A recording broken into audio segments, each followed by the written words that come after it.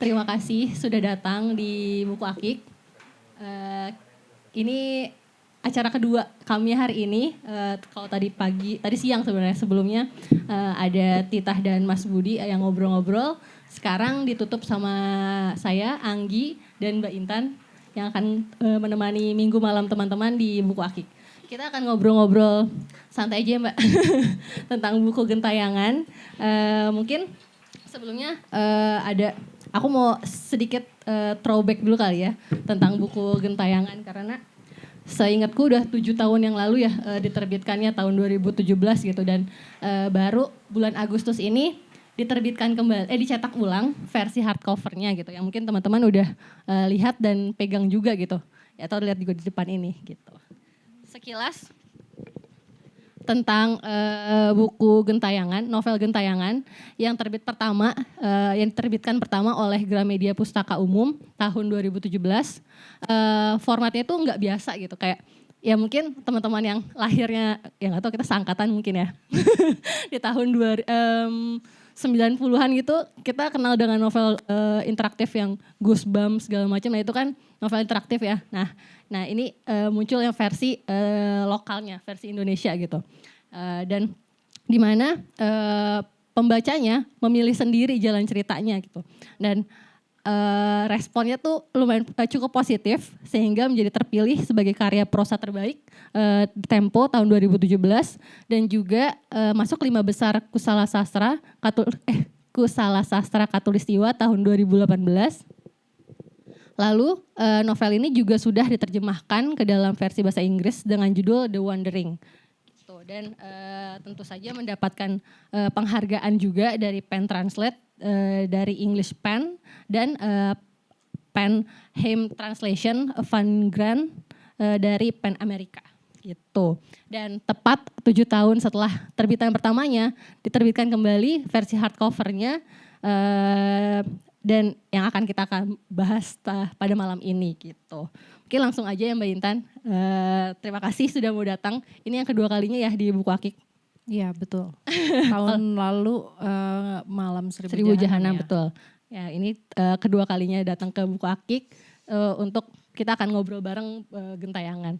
Mungkin aku mulai lagi ya. Oh ya, nanti teman-teman kalau misalnya ada yang mau bertanya, monggo silakan aja di-cut biar kita bisa lebih aktif aja gitu. Oke. Nah, aku mau refresh sedikit ya kan.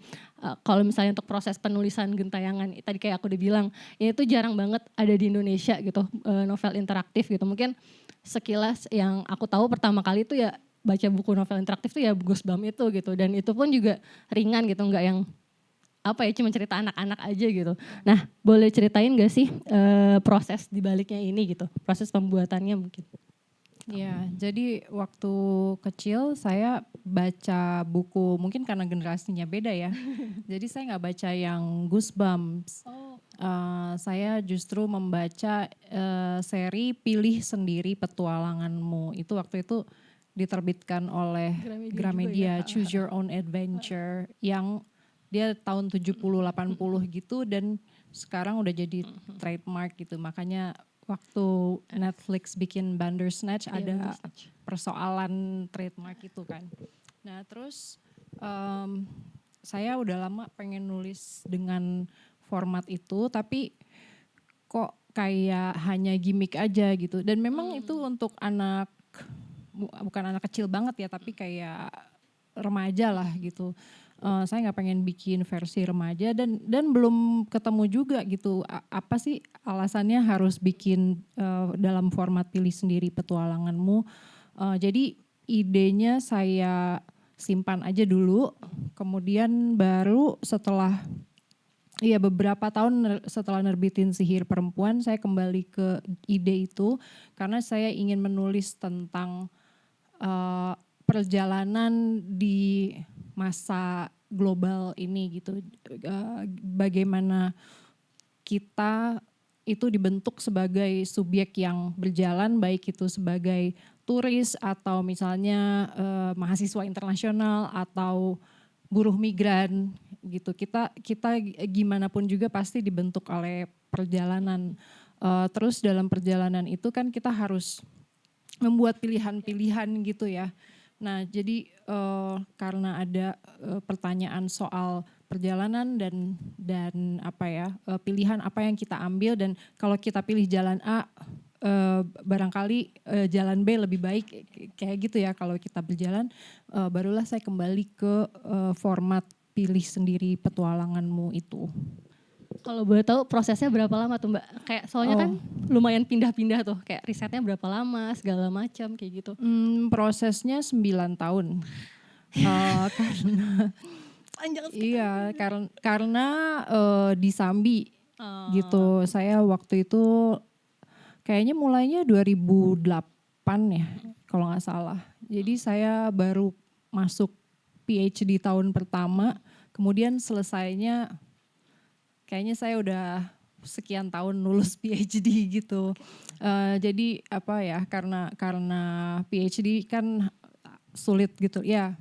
Sulit lah menyelesaikannya satu tesis, jadi saya harus di interupsi gitu. Jadi mungkin misalnya kalau ngomongin proses kreatif satu jalur selesai terus ditinggal, terus ada jalur lagi terus tinggal lagi gitu. Tapi ada referensi khusus nggak? Kayaknya aku harus bikin kayak gini nih gitu. Ada panutan kah gitu dari buku apa, dari penulis siapa? Kalau yang saya tahu, saya nggak pengen cerita hanya tentang petualangan aja gitu. Dan barangkali petualangan si tokoh kau ini nggak seru-seru amat gitu kalau misalnya kita bandingkan dengan pilih sendiri petualanganmu yang saya baca itu tuh kan sampai ketemu apalah harta karun, suku apa gitulah, terus sampai ke luar angkasa, dan ya itulah agak fantastis. Tapi saya ingin ini sesuatu yang lebih politis ya. Lebih membicarakan bahwa dalam hubungan global ketika kita berjalan atau nggak bisa menyeberang, itu ada hubungan-hubungan yang tidak setara gitu. Nanti kita bisa bahas lebih jauh lagi kenapa tidak setara, kenapa si tokoh kau itu sampai harus ngawinin cowok bule gitu loh untuk bisa survive. Atau ya itu salah satu pilihan ya, dia bisa memilih yang lain juga. Terus saya juga membaca beberapa model pilih sendiri petualanganmu, ada versi dewasa, jadi kayak adult gitulah. Terus ada versi macam-macam, dan intinya tuh sebetulnya lebih bermain plot aja, cuma cerita aja. Kalau ini saya ingin, walaupun dia secara struktur nggak kayak misalnya Malam Seribu Jahanam itu kayak fully flash gitu karakternya, lebih tradisional in that sense ya, arc ceritanya itu kelihatan gitu. Kalau ini banyak fragmen-fragmen gitu, lebih eksperimental, tapi di dalamnya saya ingin bicara tentang ketimpangan-ketimpangan di dunia global gitu, ketika struktur kolonial tuh masih sangat terasa. Ya sih, soalnya kan konflik cerita di sini kan sebenarnya kan yang emang ya relate banget gitu sama dengan kehidupan sehari-hari, apalagi terutama perempuan kan, dan kita sering banget dijumpai dengan ya problema kayak keluarga, terus jadi tuntutan ini itu gitu, terus ketika akhirnya dikemas dengan cara yang seperti ini, jadi secara nggak langsung membantu kita untuk menentukan pilihan gak sih, kayak kalau aku milih ini konsekuensi apa yang aku dapatkan, kayak gitu sih sebenarnya setelah aku udah baca ini gitu. Nah tapi ide untuk membuat buku novel interaktif ini apakah dari Mbak Intan atau dari tim editor?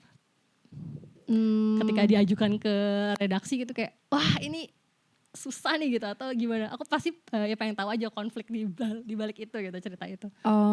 Nggak pernah saya bikin ini nggak pernah dari thank you nggak pernah ada ide editor sih, selalu ide sendiri, dan saya selalu pas dikirimkan ke editor tuh udah jadi naskahnya gitu.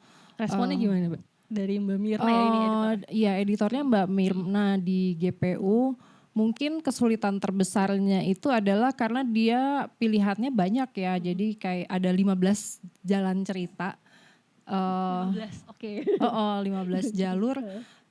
Terus ya itu agak ribet apalagi halaman-halamannya gitu. Misalnya lanjutkan ke halaman 100 tiba-tiba dibuka halaman 100 bukan gitu kan. Itu jadi dari segi apa teknis halamannya harus benar gitu, kalau nggak nyasar kan. Iya, betul.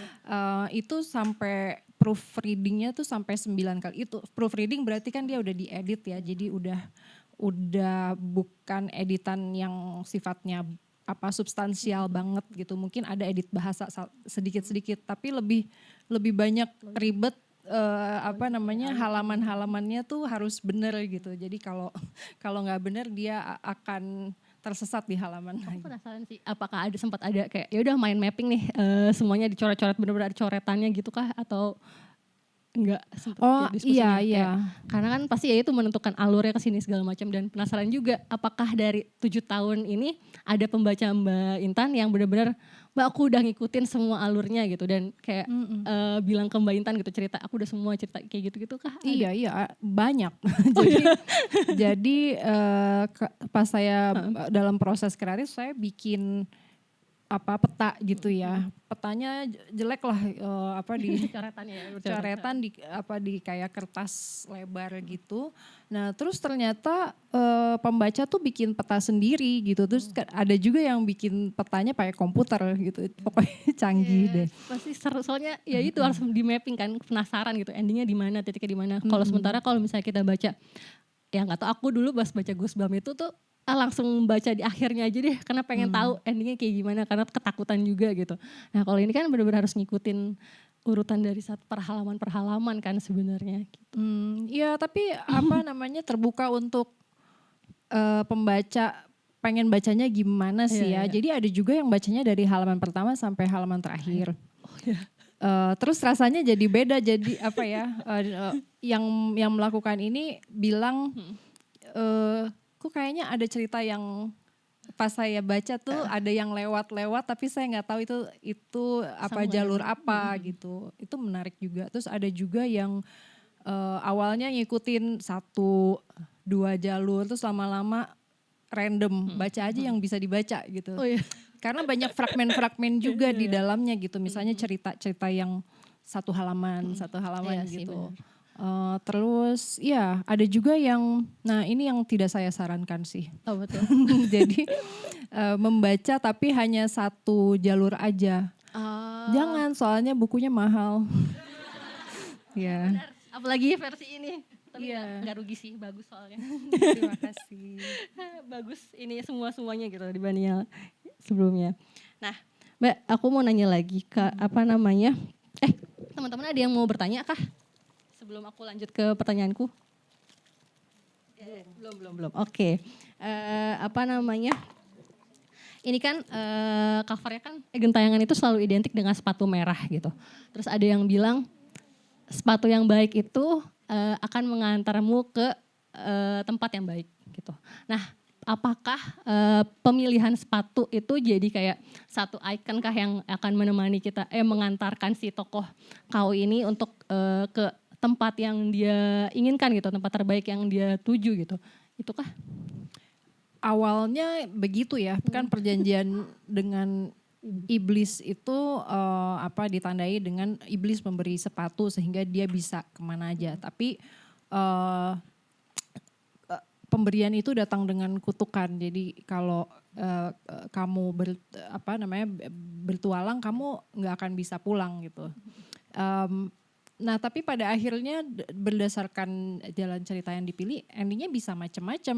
Bisa aja sepatu itu dibuang, bisa aja sepatu itu nggak relevan lagi, atau dengan sepatu naik kereta yang tidak berhenti gitu misalnya. Jadi sepatu itu bisa, saya ingin mengajak teman-teman berpikir sebenarnya sepatu itu apa ya gitu, dan ya dia barangkali kayak penting di awal, tapi di akhir sebetulnya yang lebih penting adalah yang dialami si kau itu kan ya, dibanding sepatunya gitu. Sepatunya bisa ya dia ambil, bisa dia buang, bisa macam-macam gitu. Tapi yang penting adalah si kau itu bertemu dengan siapa dan apa perubahan yang dia alami. Nah ini juga jalan ceritanya kan beda-beda ya. Jadi ada jalan cerita yang pendek banget. Misalnya ketemu satu situasi terus langsung mati gitu. Itu ada. Tapi ada juga satu jalur yang cukup panjang yang memungkinkan karakternya itu berkembang gitu. Jadi tergantung pilihan ya. Ya sih tergantung pilihan si pembaca ya. Tapi kenapa ada spesifik nggak? Ini aku nanya aja. Cuma kayak ada spesifik kenapa harus sepatu berwarna merah dan heels gitu. Sementara kan si kau ini adalah traveler kan. Dia harus berpindah-pindah gitu. Gimana kalau misalnya secara logika ya heels itu akan sangat tidak nyaman gitu untuk dipakai gitu. Iya makanya sebenarnya dia hanya dan juga disebutkan di bukunya bahwa nggak mungkin bisa jalan pakai sepatu makanya. Kayak begini gitu. Iya, makanya. Kenapa sepatu merah dengan hak lebih ke merujuk pada simbol sepatu merah sebelumnya di karya-karya sastra, karya ya khususnya karya sastra sih ya, The Wizard of Oz gitu. Di novelnya disebut ruby slippers dan pas difilmin jadinya merah menyala gitu ya.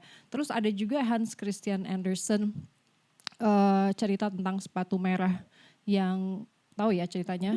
Ya, dia itu memakai sepatu merah dan sangat bangga dengan sepatunya sehingga ke tempat-tempat yang harusnya nggak pakai sepatu merah, harusnya bersikap lebih rendah hati, dia tetap pakai itu sampai dia nggak bisa melepaskan sepatunya dan dia terus menari dengan sepatunya sampai akhirnya kakinya harus dipotong gitu. Dan sepatu merah tuh selalu jadi simbol di karya sastra dan ini Red Shoes ini kan akhirnya difilmin juga ya, jadi film balet gitu. Ada semacam keinginan untuk melawan, menyeberang, tapi apa artinya tuh kalau pakai sepatu merah kemudian kakinya harus dipotong gitu. Jadi saya ingin bermain-main dengan tradisi sepatu merah di karya sebelumnya karena saya suka intertekstualitas gitu. Dalam karya-karya saya selalu merujuk ke apa sih yang udah diolah di karya-karya sebelumnya dan bagaimana itu jadi semacam referensi yang saya bisa main-main dengan itu gitu. Jadi kayak jadi ciri khas dari Mbak Intan juga sih sebenarnya mau nggak mau dengan sepatu merah dan segala macamnya itu gitu. Menarik. Teman-teman ada yang udah mau bertanya? Ada yang mau menanggapi? Mau nggak? Oke, Mbak. Ini yang satu lagi kalimat kunci di sini. Kalimat kunci adalah cewek baik masuk surga dan cewek bandel gentayangan. Itu kan jadi satu hal yang sebenarnya satu stigma yang emang melekat juga kan di dunia kita gitu. Dimana sebenarnya kan kalimat ini akan jadi pemicu kita untuk memilih gitu di jalan mana yang akan kita pilih. Duh, jangan sampai aku jadi cewek yang bandel nih gitu. Sementara padahal kan sebenarnya ya udah gitu, maksudnya nggak ada yang sebenarnya itu ya itu penilaian aja gitu. Belum tentu yang kita pilih itu bandel dan yang baik dan belum tentu itu juga buruk gitu kan. Nah, kenapa kalimat itu jadi statement, Mbak? Ya itu kan sebenarnya versi bahasa Indonesia dari good girls go to heaven, bad girls go everywhere gitu. Terus dan ya saya pada saat novelnya ditulis itu banyak sekali wacana untuk membuat perempuan itu patuh gitu ya, karena lagi hangat-hangatnya konservatisme agama waktu itu. Jadi narasinya adalah ya udah nggak usah sekolah tinggi-tinggi gitu, harusnya menjalankan agama dengan baik, patuh pada suami dan sebagainya. Jadi ada narasi-narasi jadilah cewek baik maka kamu masuk surga gitu. Bahkan buku-buku di toko buku pun penuh dengan gimana menjadi wanita soleha masuk surga gitu. Itu melawan itu sih. Jadi mungkin semacam ya semacam perayaan bagaimana kita bergentayangan dan mengalami berbagai situasi gitu, karena pengalaman itu penting gitu. Tapi juga saya juga nggak pengen ini dibaca sebagai novel tentang kebebasan perempuan gitu, karena justru di sini kebebasan itu sangat dipertanyakan gitu, karena kebebasan si kaunya juga kan selalu dibentuk oleh struktur gitu. Jadi apa yang bisa dia pilih dan enggak itu enggak sepenuhnya bebas juga gitu. Apakah dia mau tetap di Amerika tanpa support system, tanpa infrastruktur ekonomi yang jelas, lalu menikah dengan imigran gelap, atau dia mau ambil jalan gampang kawin sama bule dan menikmati semua privilege kulit putih gitu ya.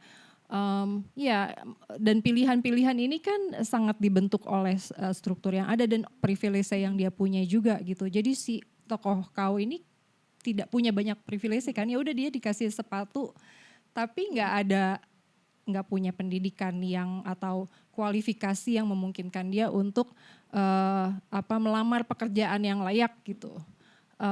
Jadi ya pilihan-pilihan yang dia ambil juga sudah ditentukan gitu oleh batasan-batasan struktur yang ada. Ada nggak setelah komen-komen gitu dari pembaca, setelah membaca ini, wah saya jadi tercerahkan atau ya saya jadi berani untuk ternyata perempuan tuh mempunyai kebebasan ya gitu, punya hak untuk memilih jalannya terlepas dari ketentuan-ketentuan yang ada gitu. Itu saya dengar justru pembaca Indonesia tuh banyak seperti itu. Mungkin juga tahun 2017 memang lagi kencang-kencangnya itu ya isu menguatnya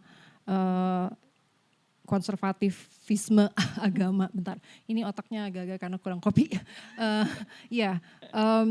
Terus tapi kalau di luar itu agak berbeda ya. Jadi isu-isu yang dia bawa, struktur imperial, struktur kolonial dan bagaimana itu membentuk tokoh-tokoh yang berjalan di dalamnya. Itu ada pekerja migran, kemudian ada gimana menyeberang dari Amerika ke Meksiko tapi nggak punya surat yang legal gitu. Terus isu pengungsi dari Palestina yang tinggal di Jerman.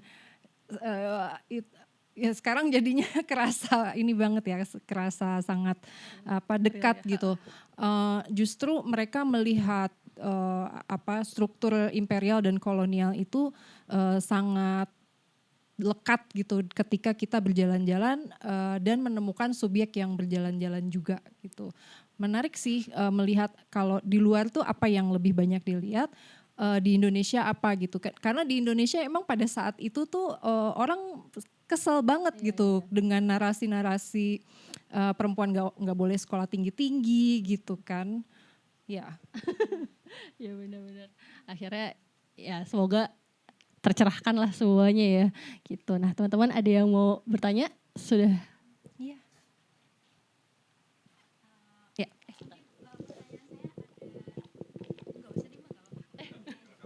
Oh biar kerekam. Pertanyaannya ada dua mungkin Mbak ya.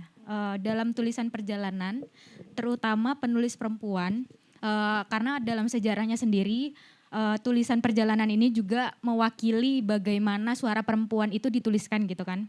Sependek yang saya baca, bentuknya lebih banyak autobiografi. Nah sementara di gentayangan ini seperti tidak mencerminkan bentuk autobiografi. Dan ini menurut saya menarik karena bentuk yang cukup unik gitu kan.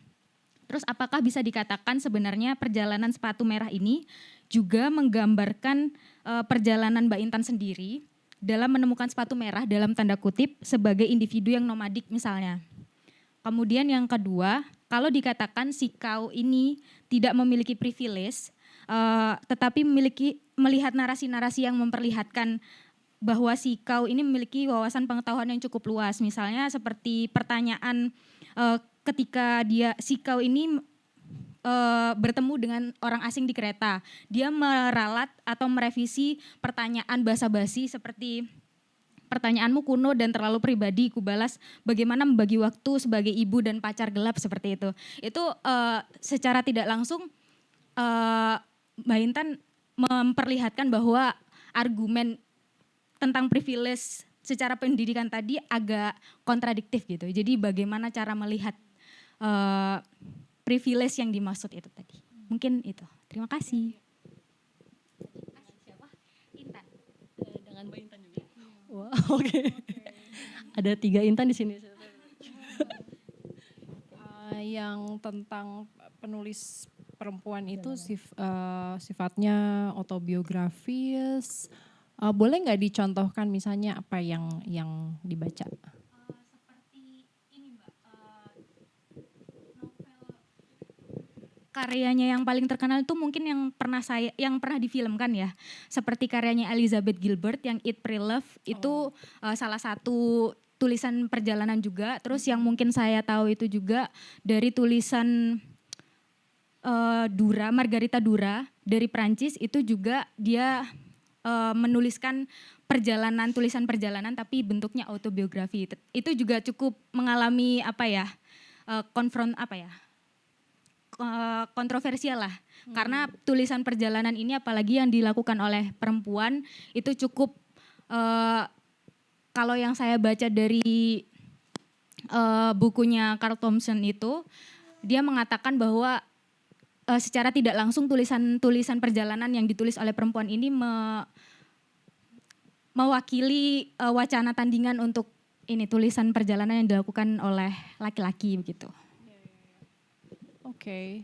Makasih untuk pertanyaannya, bagus ya pertanyaannya. Jadi ya penulis perempuan itu mungkin tergantung genre-nya ya. Jadi kayak di genre memoir memang harus biografis gitu kan ya, kayak Eat Pray Love dan ya saya merasa ini literary fiction genre yang berbeda aja gitu, sehingga mungkin pasti setiap novel fiksi ada jejak-jejak autobiografisnya ya, tapi itu enggak mengemuka. Mungkin bahkan pada sebuah kapal bisa disebut sebagai novel tentang perjalanan, tapi apakah itu autobiografis banget gitu? Kayaknya banyak yang membaca begitu, tapi dibaca sebagai ini enggak harus N. Hadini gitu. Itu juga bisa gitu. Ya tapi tadi saya mau mengomentari soal bagaimana tulisan perjalanan yang dibuat oleh perempuan itu menjadi wacana tandingan ya. Iya, karena memang sebelumnya yang berjalan itu cukup terbatas gitu. Kalau di Eropa kayak abad-abad 17 tuh yang jalan tuh laki-laki bangsawan, dan mereka pergi ke tempat-tempat lain karena mereka semacam study tour gitu. Tapi mereka semua anak-anak orang kaya gitu. Terus kemudian perempuan mulailah berjalan, tapi mereka juga istrinya siapa gitu, pejabat mana. Jadi memang sangat perempuan berjalan tuh sangat sedikit gitu. Khususnya sampai pertengahan abad 20 lah. Iya, ada buku judulnya, saya agak lupa judulnya. Itu kalau nggak istrinya siapa, istri duta besar yang bisa berjalan seperti itu, atau mulai banyak kongres-kongres perempuan sosialis gitu, feminis sosialis misalnya, Gerwani, mereka menuliskan catatan perjalanan. Itu menarik sih, jadi privilege berjalan pun udah berbeda ya antara pejalan perempuan dan laki-laki, dan di sini layernya banyak ya kalau di Gentayangan ini, karena saya dari awal dengan sadar ini adalah cerita perjalanan perempuan, nggak hanya perempuan tapi perempuan dunia ketiga, karena pas saya nulis itu saya nggak berada di dunia ketiga gitu. Jadi sangat mengalami yang dialami si perempuan ini juga, tatapan-tatapan yang rasis gitu, terus struktur kolonial yang kayaknya halus gitu ya, tapi dia tetap opresif gitu. Saya ingin ngobrol soal struktur kolonial yang berlangsung, tapi tapi jawab yang kedua dulu ya. Bentar. Wawasan si perempuan ini cukup, si Kau ini cukup luas ya. Dia mungkin menunjukkan kelas, katakanlah kelas menengah pekerja di Indonesia yang cukup berpengetahuan, tapi ini kan kita bicara tentang currency ya, ketika dia dipindah lingkungannya ke tempat misalnya dunia pertama, negara-negara di barat gitu misalnya, itu nggak bunyi gitu loh apa yang dia kan belajar bahasa Inggris, dia guru bahasa Inggris gitu. Jadi sebetulnya secara pendidikan cukup baiklah pendidikannya, tapi dia nggak bisa ke luar negeri untuk melanjutkan sekolah, terus dia cukup sedikit ruang geraknya. Ya tau lah, maksudnya kelas menengah kota yang bisa beli kopi tapi nggak bisa beli rumah gitu ya. Terus ketika dia dipindah begitu aja di tataran global, negara barat, apa yang dia akumulasi di negaranya itu nggak bunyi gitu. Kan dia juga punya refleksi, emang siapa yang mau belajar bahasa Inggris dari orang yang bukan penutur asli gitu. Ya gitu sih, jadi currency yang berbeda aja. Saya mungkin mau komentar sedikit tentang kenapa saya suka bertanya-tanya kenapa isu soal struktur-struktur kolonialisme yang masih berlangsung itu nggak terlalu dibahas gitu ya di Indonesia. Mungkin juga karena sedikit yang merasakan bagaimana kolonialisme, rasisme itu berlangsung dalam kehidupan sehari-hari gitu, karena kalau tinggal di Indonesia barangkali bagian dari masyarakat mayoritas.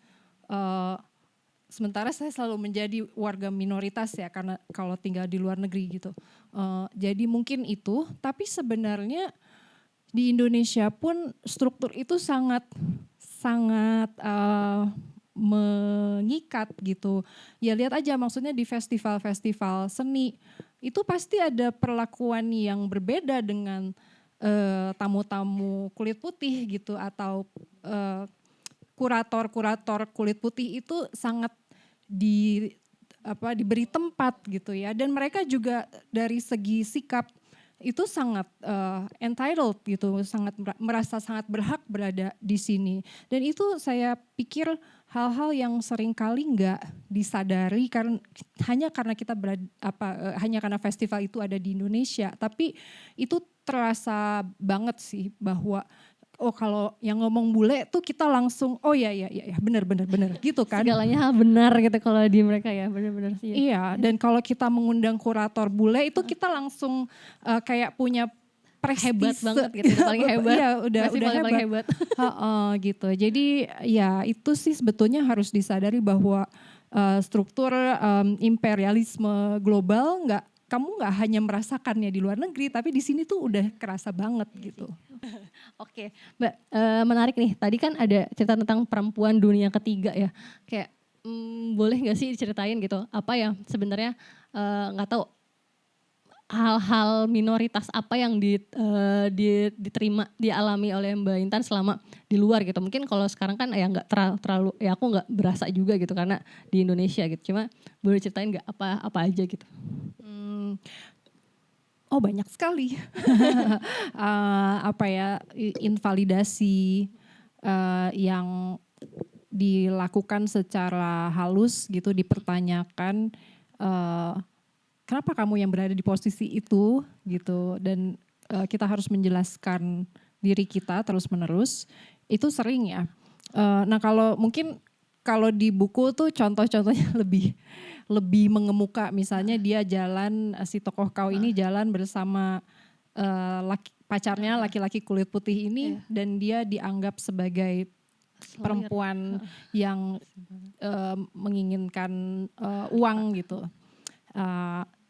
Dan ya itu juga dialami oleh banyak orang. Itu sampai sekarang masih berlaku gitu, masih ada dialami gitu. Padahal kan kayak yang nggak tahu udah modern kah, jadi kayak pikirannya. Iya itu masih berlaku gitu, dan juga stereotip yang dimanfaatkan juga gitu, sehingga ada asumsi bahwa ya perempuan dunia ketiga itu pasti mencari bule kaya gitu ya. Itu berlaku gitu. Tapi yang mungkin karena lingkungan saya banyak di akademis, yang seperti itu kayak nggak boleh gitu, nggak boleh terlihat atau terasa. Itu terlalu seksis, terlalu seksis dan terlalu rasis. Tapi bukan berarti mereka nggak rasis gitu. Iya. Ya, dipenuhi pertanyaan tentang validasi gitu. Kenapa kamu berada di posisi ini? Memangnya kamu siapa? Gitu. Itu terjadi juga. Serem juga ya. Jadi perempuan dunia ketiga itu, perempuan kulit berwarna, harus mengalami, ini juga yang sering saya bicarakan di kolektif sekolah pemikiran perempuan ya. Mereka mengalami invalidasi pengetahuan, dianggap nggak berpengetahuan, pengetahuannya nggak valid di negaranya sendiri, dan juga di tataran pengetahuan global gitu. Jadi lapisnya tuh cukup banyak gitu.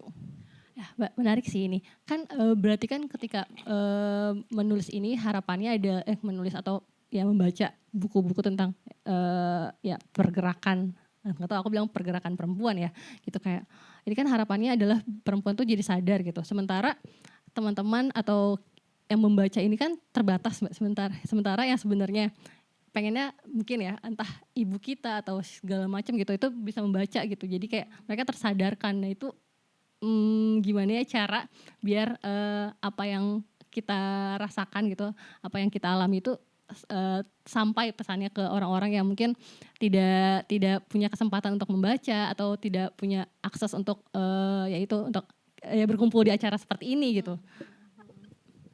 Ya, pertama kita nggak bisa bicara dengan satu cara ya. Kita perlu sastra, ya kita perlu film. Karena itu satu medium yang lebih gampang dikonsumsi, kayak 2 jam terus mendapatkan informasi. Terus kita juga butuh tulisan-tulisan yang lebih akademik, lebih aktivis gitu. Jadi dan dengan panjang yang berbeda-beda juga gitu. Jadi nggak bisa satu cara aja, nggak bisa kalau melihat sastra sebagai satu-satunya ruang untuk penyadaran, itu kayaknya terlalu berat juga bebannya untuk sastra gitu. Kita harus melihat dia sebagai satu bagian dari lingkungan yang membuat orang kritis gitu. Jadi sastra adalah salah satunya. Tapi kenapa sastra punya kelebihan?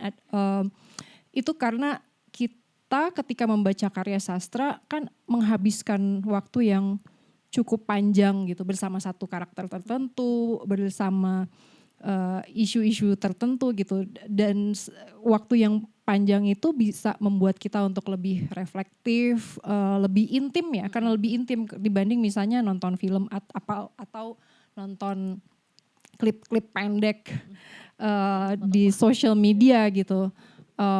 Sastra tuh memungkinkan kita untuk lebih lama menggali dan mengajukan pertanyaan yang kritis gitu. Tapi tentunya kita juga harus mempertanyakan si karya sastra itu gitu. Dia apa ideologi yang sedang dia bawa dan apakah kita sepakat dengan ideologi itu. Jadi kita perlu membaca tapi kita juga perlu kritis terhadap bacaan kita. Oke. Oke, berarti pertanyaannya ini nyambung kalau misalnya berarti ada nggak referensi buku yang mungkin patut gitu dibaca sama teman-teman untuk ya untuk mendalami ini gitu. Ini bukunya apa aja? Apa aja? Mendalami apa nih? Mendalami ya misalnya kayak isu ya tadi isunya perempuan agar bisa kayak ya perempuan tuh punya kebebasan gitu, punya hak untuk merdeka juga gitu. Oke, mungkin ini bagian rekomendasi buku ya. Salah satu yang sering saya rekomendasikan itu adalah buku Marianne Katopo, judulnya Compassionate and Free, Tersentuh dan Bebas, bahasa Indonesianya. Dia menulisnya dalam bahasa Inggris, terus diterjemahkan. Itu bercerita tentang pergulatan dirinya sebagai teolog Kristen yang mengkritisi agama Kristen, konstruksi gender dalam tradisi Kristiani, tapi juga sangat-sangat kritis terhadap Barat gitu ya. Jadi menurut saya itu bukunya ditulis tahun 79 dan dia bertanya apa sih artinya jadi perempuan Asia gitu. Apakah yang mengikuti tradisi Eropa atau justru kita harus berkaca kepada buruh gitu. Itu menarik banget dan sangat interseksional. Tahun 79 sangat melampaui zamannya. Terus mungkin dua ya. Yang kedua adalah karya S. Rukiah. Mungkin yang ini ya, kumpulan puisi dan kumpulan cerpen. Tandus. Ada satu cerpennya judulnya Maesah. Jadi Rukiah ini selalu pendekatannya kalau dengan kacamata sekarang namanya pendekatan yang interseksional, melihat kelindahan struktur militerisme misalnya, kapitalisme, kemudian ada isu gender, struktur patriarki. Dia selalu melihat penindasan yang terjadi karena kelindahan struktur ini gitu. Jadi salah satu cerpennya itu namanya Maesah. Maesah ini adalah korban perang yang nggak tahu apa-apa dan hanya ingin menyelamatkan satu kafan supaya nanti kalau dia meninggal tuh dia bisa dikuburkan gitu dan itu sangat, dan dia perempuan tua gitu dan yang sangat kritis terhadap bagaimana perang, perampasan itu berdampak besar terhadap perempuan, apalagi perempuan yang miskin dan tua gitu. Jadi baca deh Marianne Katopo, Siti Rukiah, ya. Dua itu. Nah, kalau kamu suka baca gentayangan, kamu patut baca apa lagi, Mbak? Oh, apa ya? Pasti kamu bakal suka buku ini. Gentayangan, aduh bingung.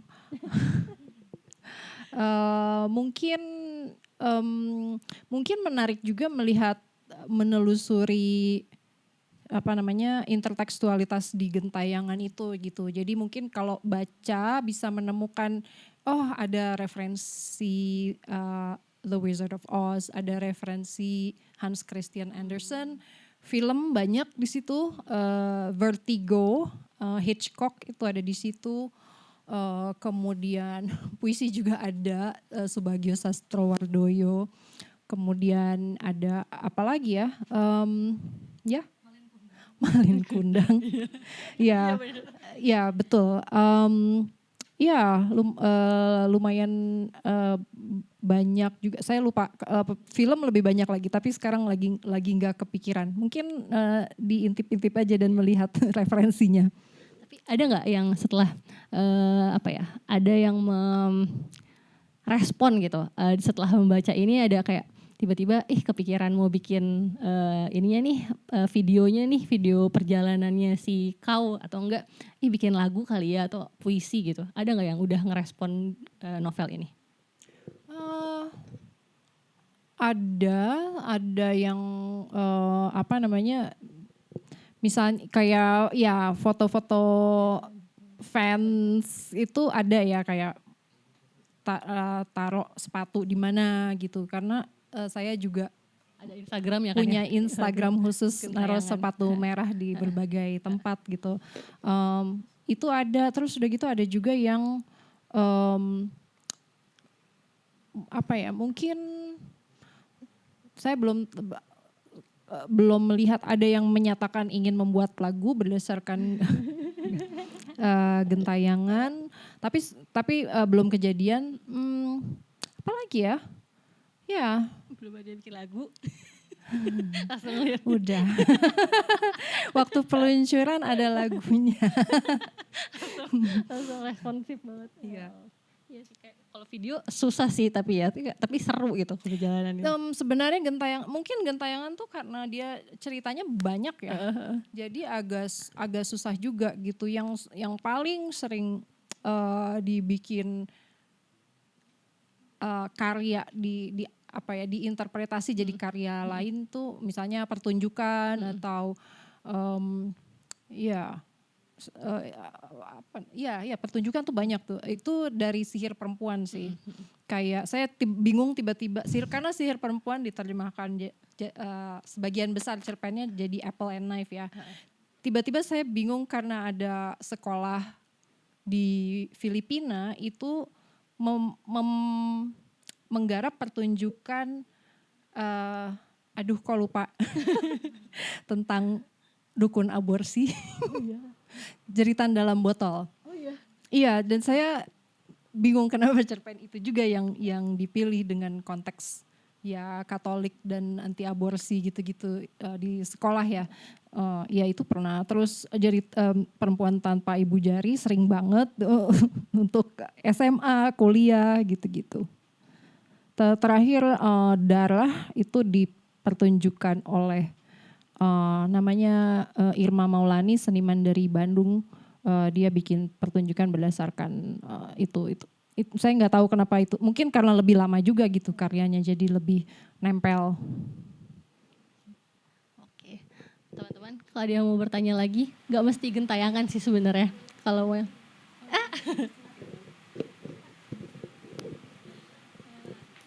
Karena saya tertarik sama yang pertanyaan Mbak Intan tadi yang tentang struktur kolonial, kenapa sih jarang dibicarakan gitu di karya-karya Indonesia gitu kan. Mungkin saya menanggapi bisa jadi pertanyaan reflektif atau apa. Saya melihatnya mungkin ini juga salah satu problem yang terjadi dalam postkolonial sendiri gitu. Bahwa gimana sebenarnya banyak yang mengira bahwa Barat mengkondisikan Timur seperti ini dan secara tidak langsung Timur ini mengamini gitu yang dikatakan oleh Barat. Ketika Barat membicarakan Timur ini eksotis, Timur ini sangat spiritualis dan lain-lain, dan secara tidak langsung Timur sendiri juga mengiyakan gitu. Kemudian saya juga berpikir apakah bisa dikatakan juga bahwa problem stereotip ini juga cukup tricky gitu Mbak. Karena ketika melihat Timur sebagai Timur, Barat sebagai Barat, bukankah pada akhirnya sama seperti problem kosmopolitanisme yang pada akhirnya memunculkan kolonialisme baru gitu. Sehingga ini juga cukup jarang dibicarakan karena cukup tricky gitu ketika membicarakan struktur ini gitu. Oke. Terima kasih. Tanggapan ya? Tanggapan. Oke.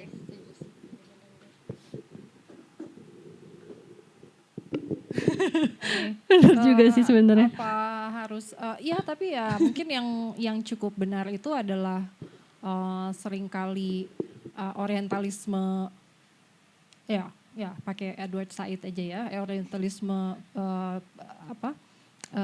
atau penggambaran terhadap Timur dari kacamata Barat itu diamini juga gitu oleh yang di Timur. Dan tentu saja kita harus keluar dari dikotomi Timur Barat juga pada tempat-tempat tertentu. Tapi di banyak tempat kita harus terus pertanyakan karena memang masih berlangsung gitu. Seperti misalnya ada yang nonton Samsara nggak ya? Ya, oke.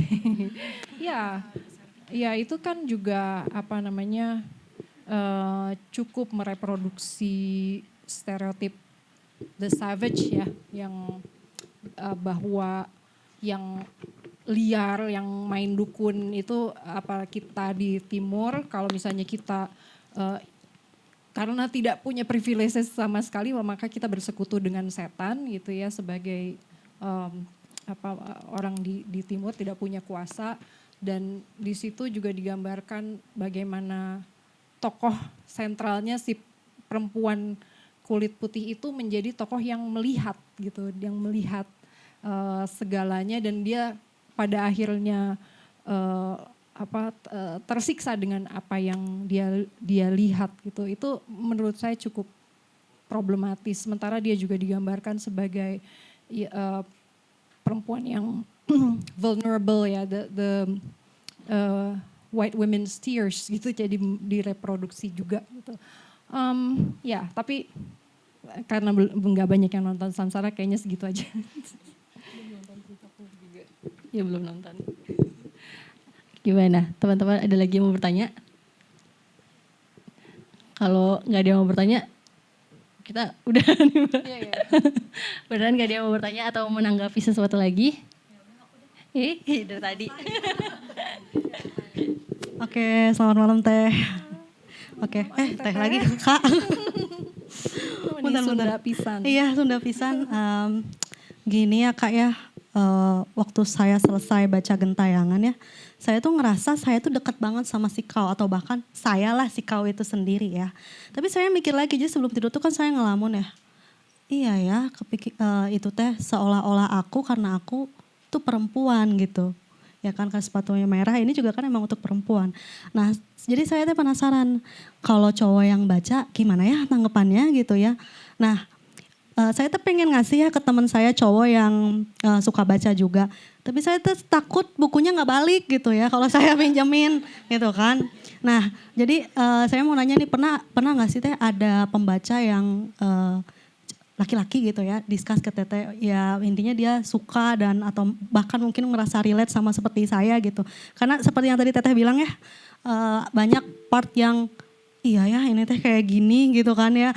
Dan itu kita merasa seperti itu karena kita perempuan gitu kan. Jadi itu tokoh itu sangat dekat dengan kita atau bahkan kita adalah si Kau itu sendiri. Nah itu pertanyaan pertama. Nah pertanyaan kedua, aduh saya Teh suka banget sama Nenek Victoria. Ya. Waktu di Malam Seribu Jahanam, itu kan keluar lagi ya Nenek Victoria, itu saya tuh langsung kayak, kela, itu juga pernah lihat deh di mana, gitu kan, di mananya langsung saya ubek lagi kan rak buku kan, padahal Gentayangan tuh udah saya taruh di bawah karena itu seperti pilar ya, karena tebal kan bukunya, sebelahan sama Catik Itu Luka yang hardcover juga gitu kan, biar ke atasnya kan gak gampang rubuh bukunya kan. Nah, ya soalnya saya naruhnya tuh kayak gitu, enggak kayak gitu. Nah pas itu Teh, langsung saya ubek-ubek lagi, oh enya, no yang itu Tea gitu kan, oh iya yang itu gitu kan ya. Waktu baca Malam Seribu Jahanam Teh dan saya benar-benar yang ngikik banget lah baca Nenek Victoria Teh. Saya gak pernah mau jadi nenek-nenek, tapi setelah baca Nenek Victoria, kalau saya jadi nenek-nenek, saya mau seperti Nenek Victoria gitu ya. Nah, sebelumnya saya gak mau jadi nenek-nenek, siapa sih yang mau jadi nenek-nenek kan ya. Nah pertanyaan saya nih untuk novel Teh Intan selanjutnya ya, Kak Intan selanjutnya. Kira-kira bakalan dimunculin lagi nggak nih si Nenek Victoria ini gitu ya? Soalnya bener-bener yang, bentar, kayaknya aku pernah lihat di mana ya kayak nggak asing ini Teh ya gitu pas. Ya nyala sebelumnya lah ya novel sebelumnya pas lihat, oh oke gitu. Dan itu langsung yang saya bengong pas baca lagi Nenek Victoria. Oh itu nyambung ya gitu kan gitu. Udah sih kayak gitu, terima kasih Kak Intan. Hana. Ya, oke, makasih Hana. Ya, Nenek Victoria memang seru ya. Nyambung nggak nyambung gitu sih karena ketika menulis Malam Seribu Jahanam, saya memang ingin menghidupkan kembali tokoh si nenek ini, tapi dia nggak benar-benar sama juga. Jadi ada kayak versi Nenek Victoria versi 1, Nenek Victoria versi... Bahkan di novel Gentayangan itu pun dia muncul di berbagai tempat gitu. Jadi kita bisa mempertanyakan nih Nenek Victoria versi mana ini gitu. Karena saya suka itu tokoh-tokoh yang muncul terus tapi mereka nggak sepenuhnya sama gitu dengan bagi novel atau di bagian sebelumnya. Dan apakah Nenek Victoria akan ada lagi? Karena demand yang cukup tinggi ya, banyak fansnya, ya akan muncul lagi. Sebagai tokoh utama enggak ya? Ditunggu saja. Terus iya ternyata banyak fans. Terus pembaca laki-laki itu kalau di Indonesia pembaca laki-laki mereka enggak, kalau yang mengatakan kepada saya banyak yang nggak terlalu peduli sih sebenarnya gender si Kao ini. Mungkin mereka nggak terlalu, ya nggak penting juga gitu. Tapi mereka senang bisa bertualang bersama si tokoh ini. Kemudian membuat pilihan-pilihan, bisa pilihannya bisa sangat seru, bisa sangat nyebelin gitu. Itu mereka suka gitu. Tapi saya pernah ketemu beberapa, saya agak terkejut waktu novel Gentayangan ini diterjemahkan ke dalam bahasa Polandia. Itu ternyata pembacanya cukup banyak dan banyak laki-laki gitu. Dan mereka dan ya kayak 1-2 dari mereka waktu setelah sesi diskusi terus tanda tangan mereka bilang, saya laki-laki kulit putih tapi saya kok merasa bisa terhubung ya dengan si tokoh Kao ini. Mungkin juga karena saya punya pertanyaan-pertanyaan seperti dia gitu. Sebetulnya struktur seperti apa sih yang melingkupi ruang gerak saya gitu. Terus kalau saya membuat pilihan apakah struktur itu ikut menentukan pilihan atau enggak gitu. Jadi ya tentunya ada yang nggak bisa relate, pasti ada perempuan maupun laki-laki gitu. Tapi ya gitu kalau dari yang cerita tentang pengalaman mereka, ya mereka suka strukturnya dan ada yang bisa relate juga dengan si tokoh Kao yang perempuan ini. Atau mungkin kalau yang cowok lebih denial. Seksis mau. Kayak gitu. Benar. Gimana? Kita tunggu ya. Jadi novel yang selanjutnya kapan Mbak emangnya? Ada bocoran gak? Ya belum ditulis. Oh belum, jadi masih lama ya Nenek Victorianya masih lama.